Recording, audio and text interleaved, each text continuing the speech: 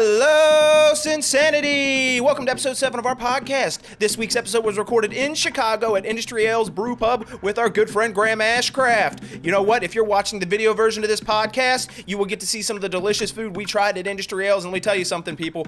That place is a hammer for good beer and good food. So, topics this week. We're going to give a little bit of secrets from Graham and I on how to cook a great steak at home. We're going to talk about betting on the game of baseball, how that translates into comments into social media, and how those comments affect the players.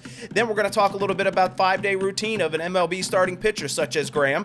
We get into a hunting bet that Graham and I made ourselves, and let me tell you something, whoever loses that bet is going to be really cold. So stay tuned for that one this fall. That's going to be interesting. Then we're going to try a little bit of the food like we said, and Graham's got a couple of really cool trivia questions for us. So we have all that and more coming straight at you. So how about that, Redlegs fans? What do you say we get this thing started? I just hold out to the perfect condition. Coming alive.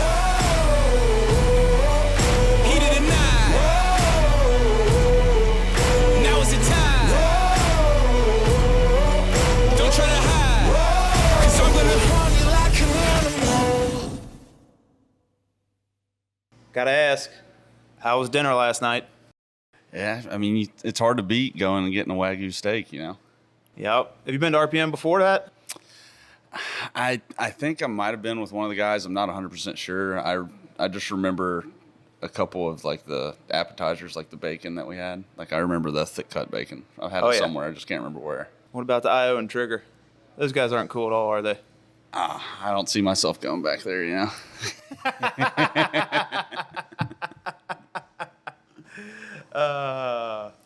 No, there's some great guys. I enjoyed it there. They treated us right, you know, and I look forward to taking some of the guys and taking them to experience it and spread that connection a little bit. While we're at it, you guys were in L.A. You were pitching, got brought up on the broadcast. You said you'd rather cook a steak at your house. What's the secret to your steak? You know, it depends on what I'm cooking, but there's really not much. It's either a dry rub or just some of that flaky salt. I mean, I feel like that's all there is to it. There's nothing really much. I just think they can just get a little bit better cut of meat at home than at some restaurants. And how about the way you cook it? Do you use a specific type of grill or? Yeah, you know, I'd normally I'd put it on the Traeger. I cook it till the internal temp's about 120, 125 and pull it off and sear it on my Blackstone. Wait a minute. So you do it 120, 125 at home. You had us do it 110, 115 last night. It's Wagyu. That's different than a normal cut of steak. It is different than a normal cut of steak. Yeah, it is. I will agree with that. You see me use that brand Hardcore Carnivore? Yeah. So I like that one, and I pretty much do straight green egg, and I use the just keep flipping method. You ever heard of that? Oh, yeah. That's what you told me to do with my big Wagyu Yeah, tomahawk. you get that high heat, and you just flip that steak every 30 to 60 seconds, and you get that nice sear and crispiness on the outside, and then that perfect medium rare to rare on the inside. Oh, yeah. That's my way to do it, so. I mean, I did text you about how to cook it, so. Yeah. Baseball, what do you got for us, Big Papa? Well, baseball, I was just wondering, you know, we've had discussions before. I've heard players in the NCAA basketball tournament talk about it, but, you know, what impact does social media have on players? Because I know sometimes there's, if you don't throw the perfect game, there's always commentary that is not the most positive.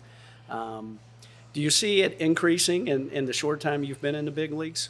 I mean, I feel like with the betting on baseball, like starting to spread more and people are getting more involved in it and on the gambling side of it, I feel like there's a lot more stuff coming out towards us. People are betting on you on strikeouts or the over-under on the score, you know, and somebody puts a $10 bet down and they don't get it. It's the end of the world, and they come at you for it instead of thinking, oh, well, I just got unlucky. But, you know, the game's not easy. People don't understand that, and it's part of it. You know, we're in this game. It's our lives, and, you know, if people want to bet on it, great. But at the end of the day, when it doesn't go their way, they take it out on us instead of thinking, you know, it just wasn't the day.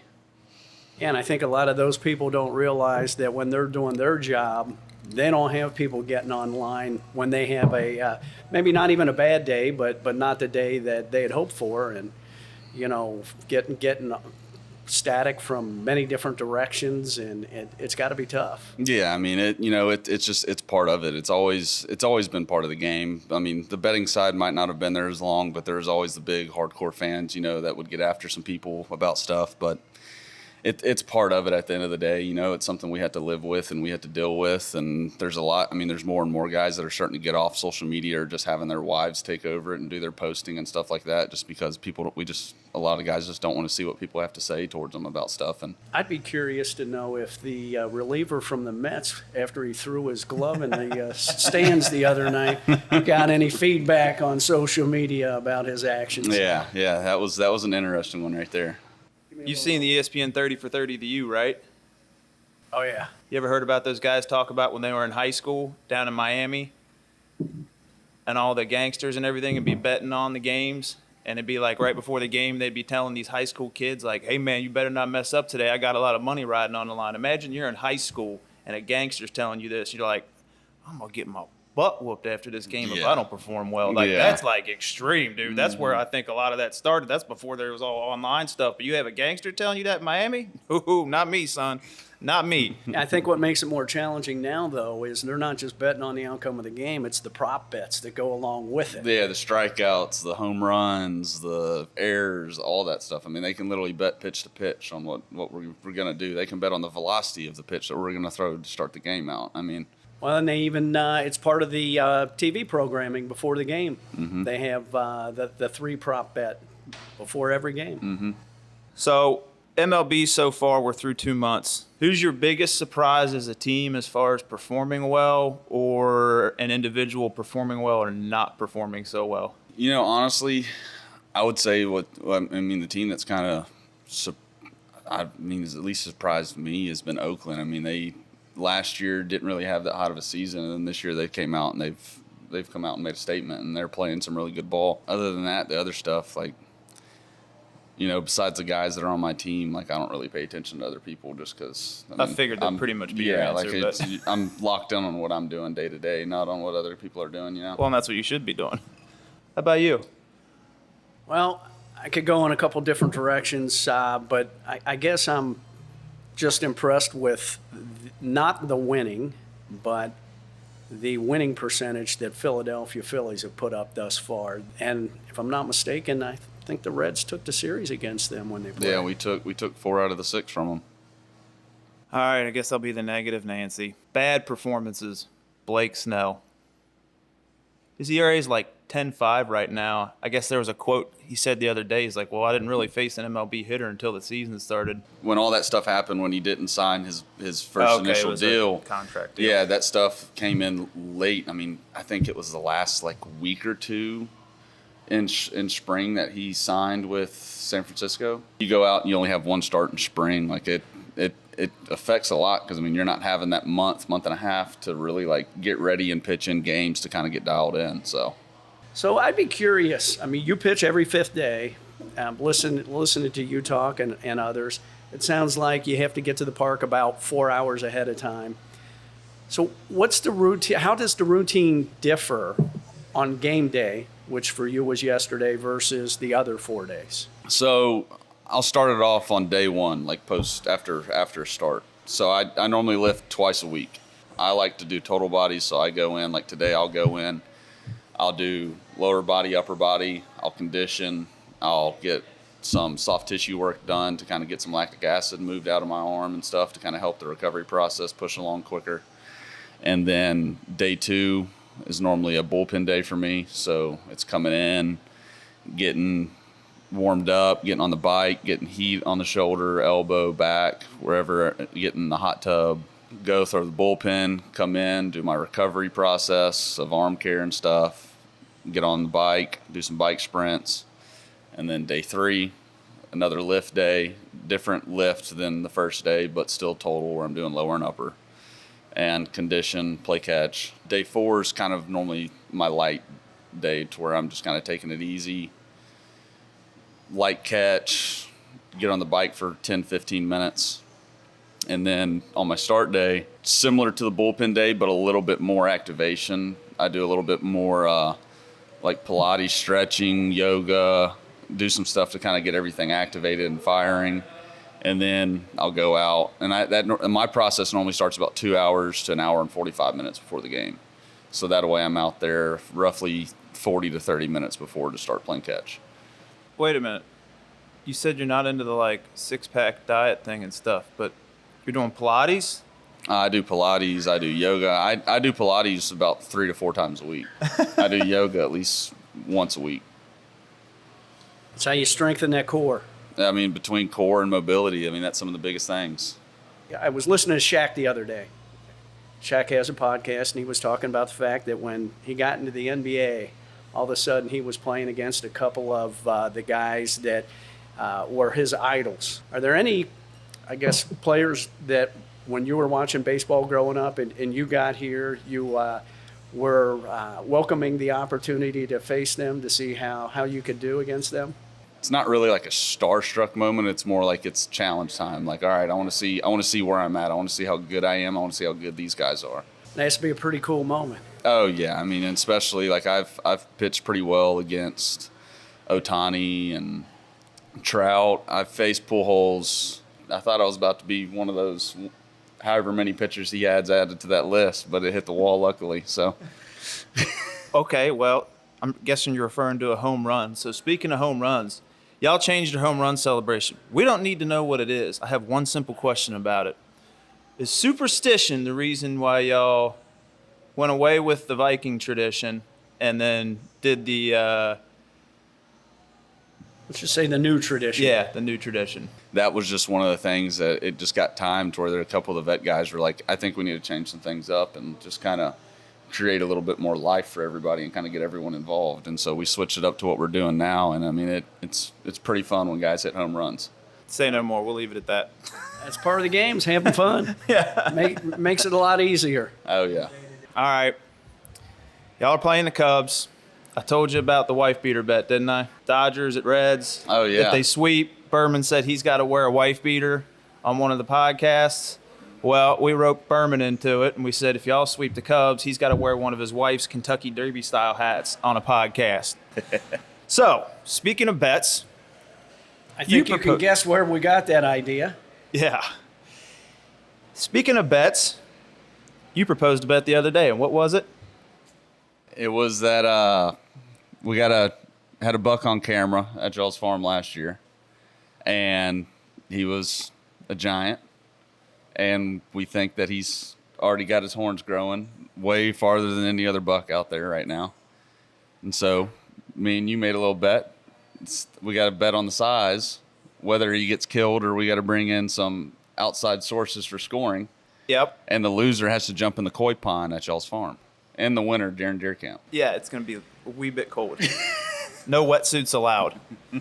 And so y'all know, like, deer, they grow their antlers, like, starting in April, and it goes all the way through July. Then at the end of July, it's actually the fastest growing tissue on planet Earth. Did you know that? Yeah. Yeah, so then at the end of July, those antlers that are in velvet, they start to harden into the bone, and then at the end of August, beginning of September is when they start rubbing and they pull that velvet off. That's when you see the white bone-looking horns. So for the deer to be that big this early, it's the only deer I can think of is the buck from last year. I think But it's massive. Like, that's going to be a big deer. So when you say big deer, let's hear the predictions. Oh yeah, we gotta do this. So this is like, you know how they do the way too early predictions for like the NFL or whatever. This is the way too early prediction deer hunting style. You going first or am I? I think I want to hear yours first because you already kind of know my rough estimate. Question is he going to go below or over? I think I'm gonna have to go below. And here's the reason why. I got a rebuttal for your reason why if you're going below. If it's the same deer, I'm gonna say he's 178 because he's not a super wide deer, so you lose a little bit of inches on that spread. Yeah, but Jay and Boykin both said that thing was at least 170 plus last year. No, they said 160. I thought Jay was saying he was close to 170 last year. I think that was me. I don't know. He's going to be close to 180 regardless. I guess at this point, since I said 178, What's your number? I was going to go 183. Well, I guess we're pretty much over under 180, aren't we? Mm-hmm. There we go. Bet is on. And what are the consequences bestowed upon the loser? Has to jump in the koi pond at deer camp. Full submerged, cold plunge. Oh, I told him not jump though, because it's only 2 feet Slide deep. in. Yeah. Slide in. Oh, I wouldn't slide in either. I don't know what's there. There could be some metal buried in there from an old house. We don't need to go to the hospital. I'm gonna walk in and then lay down if I lose. That's what I'm doing.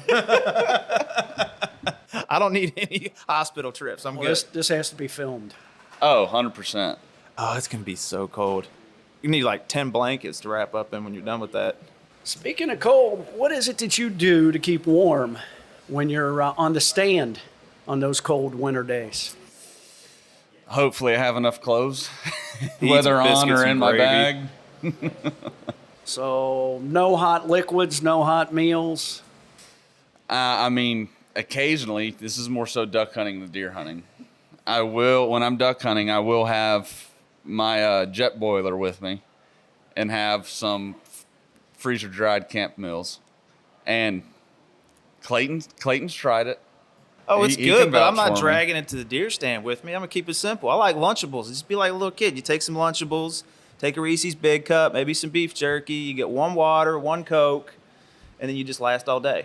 I'll stick Or with try my to. peanut butter sandwiches. Yeah, you will. Deer love peanut butter.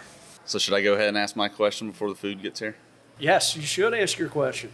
So, what team in the MLB do y'all think has the best private charter jet?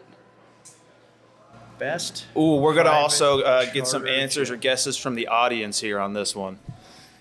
Best charter jet. What team in the MLB? We Said want to NFL. hear it from I mean, out here MLB. first. You think the Marlins? Okay. Well, it's going to be a surprise. So it's got to be someone that's typically considered low in the pecking order or small market. And the only reason I know this is from guys that have came from other teams. So, Oakland. Okay. Guardians? Guardians. All right, Matt's going with Guardians. I don't know why, but I'm going Twins. San Diego. Are any of those right? There is one that's right. Yeah. Okay, so then we can't do another round. I think I'm the one that's right. It's Oakland. I knew it. It's Oakland. Sam Maul. That's why I said it. You said you heard Oakland. from another guy. I was like, it's Sam Maul. They get Mark Cuban's plane that the Mavs fly on. Oh, yeah. That'll do it. Oh, wow. Do you know at one of their games the other day, the attendance was lower than the attendance at their AAA affiliate that day? It doesn't surprise me, and it's so sad because like Frankie Montas, he played in Oakland for 5 or 6 years, and like he was a part of the team that they went to the playoffs like 2 or 3 years in a row. And he said like that stadium, he's like he's never been to a stadium that's been that fun to be at in the postseason, other than like besides there, because they all have so many seats there. And like all the covers that are in center field, he said those were taken off and the seats were filled. He's like, there was almost 100,000 people there to watch in the playoffs. And so he was like, the atmosphere there, he was like, it's unbelievable. Did you see, it was a couple years ago, did you see where Marshawn Lynch went into the courtroom, Marshawn Lynch style, wearing a hoodie and a backpack? It was a hearing about moving the team out of Oakland. And he's like, come on, man, y'all already took the Raiders from us. Now you're going to take the A's too? This is crap. We need to keep the A's in Oakland. But that's Marshawn Lynch thing. I don't know who else would show up in a courtroom in a hoodie and a backpack to present his case. Yeah. There are a limited number of people that would do that, but he's clearly one. All right, here's one for you. Think about it. You're a game warden, or we'll call it boat patrol for the sheriff's office in Florida. How do you like that job dealing with all the hashtag Florida man? It's like all the people that are going out fishing or the boat patrols out there, and they're finding all those barrels that are full of cocaine that are just floating around all over the place out there. Oh, dude, I've heard some wild stories from some of those fishing captains. Like, dude, some of that stuff's nuts, man. So, speaking of game wardens and fishing, he and I went fishing with Chris Britton last summer. We went mutton snapper fishing. And it was 4th of July, so the boats are sitting inside the sheriff's boats are sitting inside the inlet to check the ice box as you're coming in. They want to make sure you're not taking home illegal fish. And they're like, hey, do you mind if you guys got anything in the box? I'm like, yeah. They go, do you mind if we measure? And my buddy Chris goes, yeah, but you don't need to, really, trust me. He goes, well, for formality purposes, we have to. Do you mind if we board? We're like, sure, go ahead. Dude opens the box, looks over to his partner in their boat, and he goes, oh, my God, you should see the size of these mutton snapper. Are they too small or too No, big? they're huge. They were big. You don't get to hear me say that often. All right, well, Mr. I like eating while I'm hunting. Look what we got coming right here. What do you got for us here?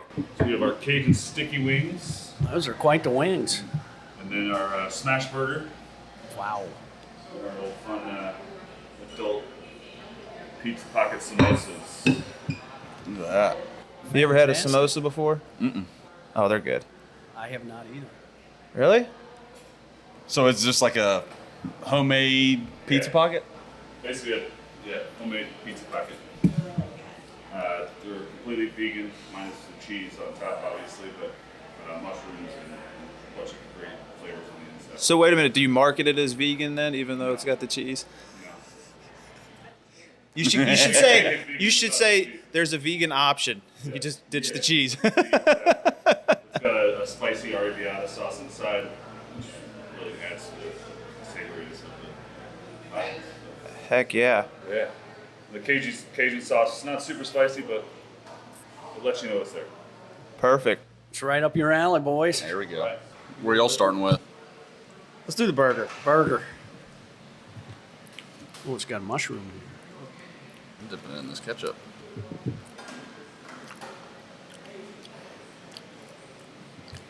Yeah, I'd rather have this than your biscuits and gravy in the deer stand. Definitely going to go with that. Hey, keep talking that ish. I'm not bringing my Blackstone this next deer camp. Well, hopefully we have an egg by then. That's pretty good. Of course, got to have Saratoga chips. How many different ways can you fry a potato? Too freaking many. I mean, I'm not complaining. What's next, the samosa or the wing? I think we got to save that wing for last. Oh, the messy one? That's a good idea.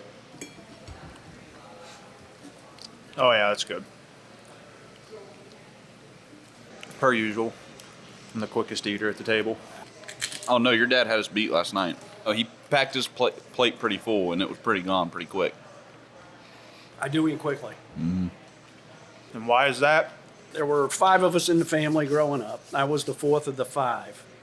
But the oldest one also was the largest and had the greatest appetite. And we quickly learned that if ever you wanted seconds, you had to be the fastest to eat, because If not, he was once he finished his first round, he was taking a rest. Including stealing everyone's school lunch during a fire drill, from what I'm told. Well, there you go. Might as well tell that story now. I got to hear it.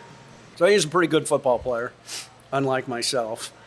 And so my parents were watching him play one day and at a game, and heard some of the parents complaining that their kids, who also played on the team, didn't get lunch that day because there was a fire drill.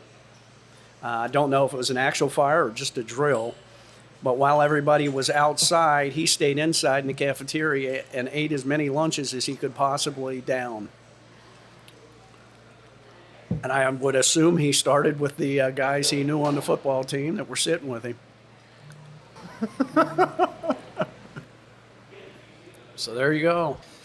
I don't think ever in my life that I could crush more than like one lunch. Oh, when I was in high school, I used to have contests. I worked at a motorcycle shop, so they used to see how much I could eat. I had 2 large pizzas once. I had 3 whole chickens once. Back in the day, I could crush it.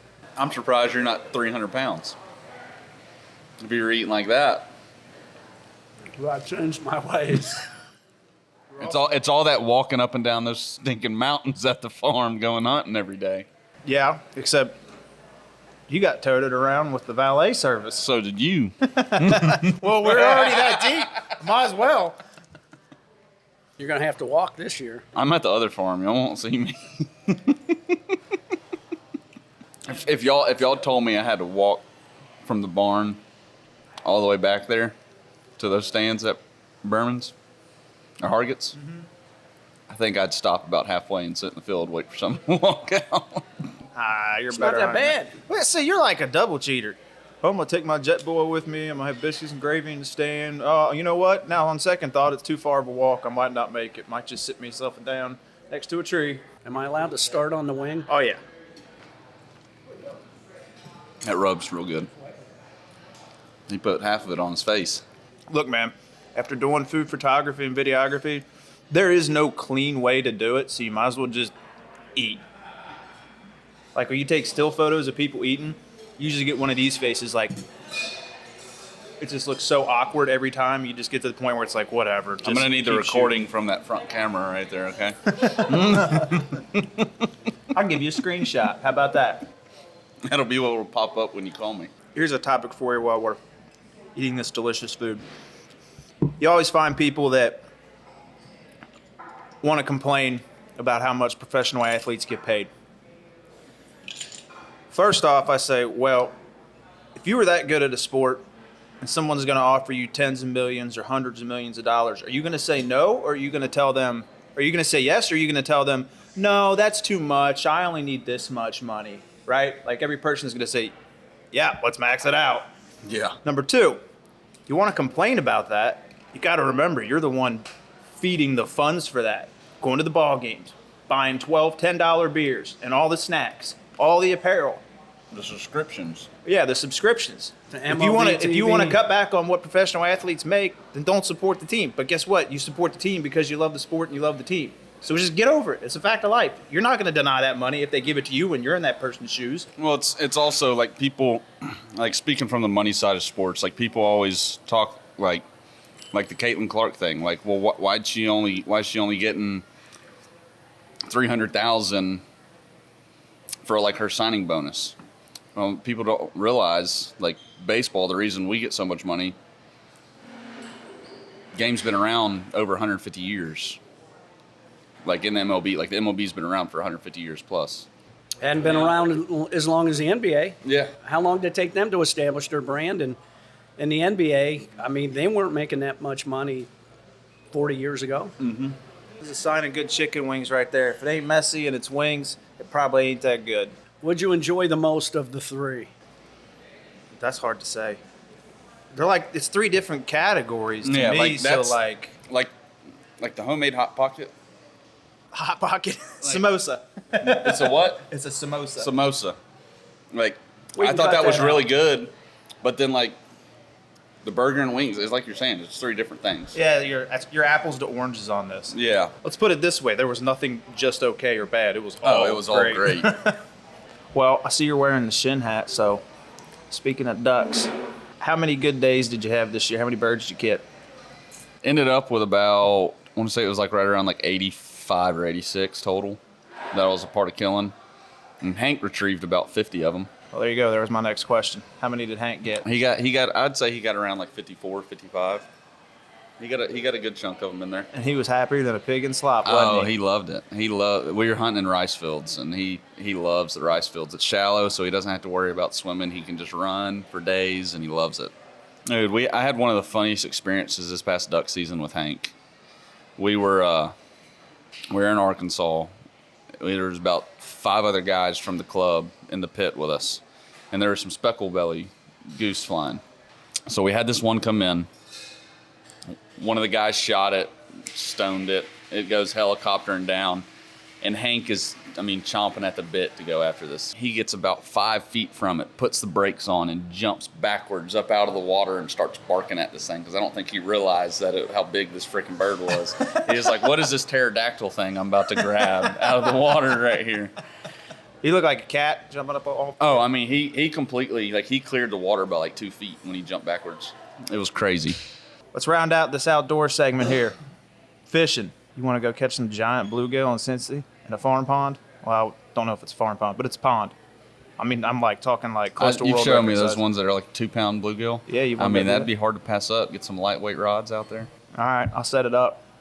Which leads me to my next thing. Well, it's not really a question.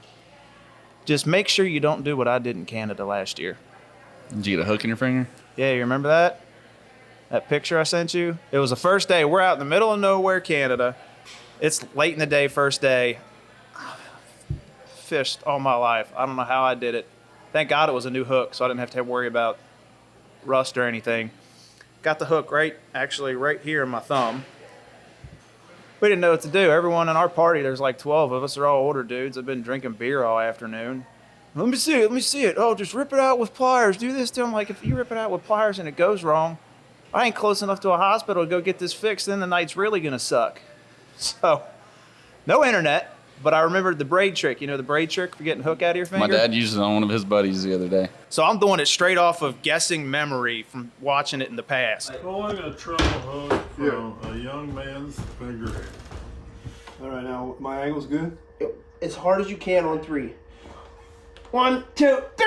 Oh, motherfucker! I'll tell you what, man, that trick works. It hurts less coming out than it does going in. That's what my dad had a buddy that he took fishing, and he was grabbing his rods out of the car. Similar thing to you, except it went in his pointer finger. And he was like, I'm not going to the hospital to get it taken out. He's like, I'm ready to fish. So my dad goes, all right. And he's like, I've seen the braid trick. Let me try it. Did it, popped it right out, and they were gone fishing in about 5 minutes. The only thing you get in trouble is, I guess, if it like would get into the bone some, but mine wasn't. Yeah. All right, lightning round. Lightning Okay, round. not Berman style. We don't need paragraphs. It's one word or one sentence answers. We've done this one before. Cut of steak. Ribeye. I'm with him. I'm going to go ribeye. Favorite Pop-Tart. Strawberry. Brown sugar cinnamon.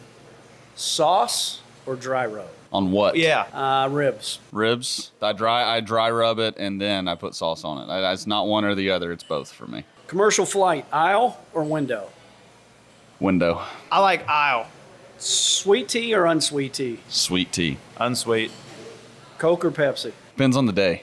Coke Zero. White Christmas or warm Christmas? White Christmas all Yeah, day. is that a question or a statement? You live in Florida. I don't think you can have a say in that. Yeah, I can because I grew up in Cincinnati.